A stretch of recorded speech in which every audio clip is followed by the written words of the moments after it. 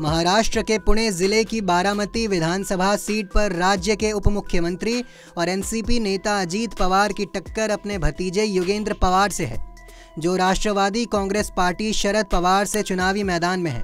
शुरुआती रुझानों में अजीत पवार लगातार आगे चल रहे हैं।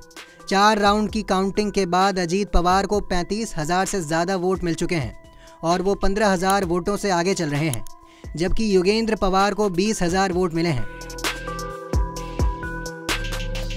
आपकी जानकारी के लिए बता दें कि बारामती विधानसभा सीट राष्ट्रवादी कांग्रेस पार्टी यानी एनसीपी का गढ़ रही है।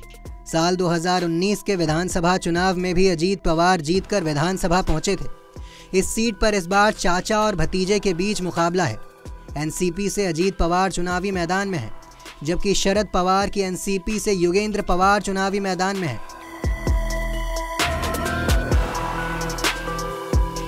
वहीं साथ ही साथ आपको बता दें कि बारामती में कुछ पोस्टर्स लगे हैं, जिसमें लिखा है कि प्रदेश के अगले सीएम राष्ट्रवादी कांग्रेस पार्टी अध्यक्ष अजीत पवार होंगे।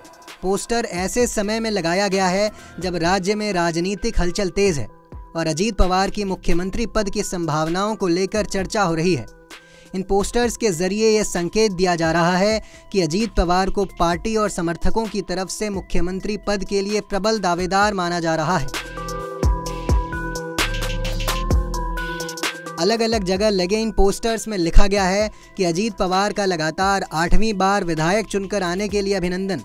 अजीत पवार महाराष्ट्र में 4 बार के उप मुख्यमंत्री हैं। मुख्यमंत्री बनने की इच्छा वो कई बार मंच से कर चुके हैं। चाचा शरद पवार से अलग होने के बाद पवार और उनके कार्यकर्ताओं की इच्छा है कि प्रदेश की कमान उन्हें सौंपी जाए।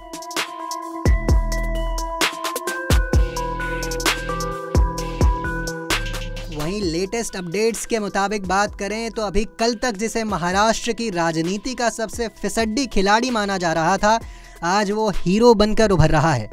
एनसीपी नेता अजीत पवार को लोकसभा चुनावों में जिस तरह जनता ने नकार दिया था, उससे तो यही लग रहा था कि अब उनकी राजनीति खत्म हो गई है। पर अजीत पवार की बाजीगरी कुछ ऐसी रही कि जनता ने विधानसभा चुनावों तक आते आते चाचा शरद पवार की बाजी पलटकर उन्हें नकार दिया। लेटेस्ट अपडेट्स के अनुसार अजीत पवार अपने चाचा की पार्टी एनसीपी एसपी को साफ करते हुए नजर आ रहे हैं। अजीत पवार को महायुति गठबंधन में 59 सीटें मिली थी, जिसमें अभी तक वो 35 सीटों पर आगे चल रहे हैं, जबकि एमवीए गठबंधन में शरद पवार की एनसीपी को 86 सीटें मिली थी, पर मात्र 13 सीटों पर आगे निकलते दिख रहे हैं। बहरहाल महाराष्ट्र की राजनीति के चाणक्य शरद पवार ने कभी सपने में भी नहीं सोचा होगा कि अपनी राजनीति के अंतिम दिनों में उन्हें अपने भतीजे अजीत पवार के हाथों इतनी तगड़ी शिकस्त खानी पड़ेगी। देश दुनिया की तमाम खबरों के लिए देखते रहें पंजाबकेसरी.com। साथ ही कमेंट सेक्शन में अपनी राय ज़रूर दें।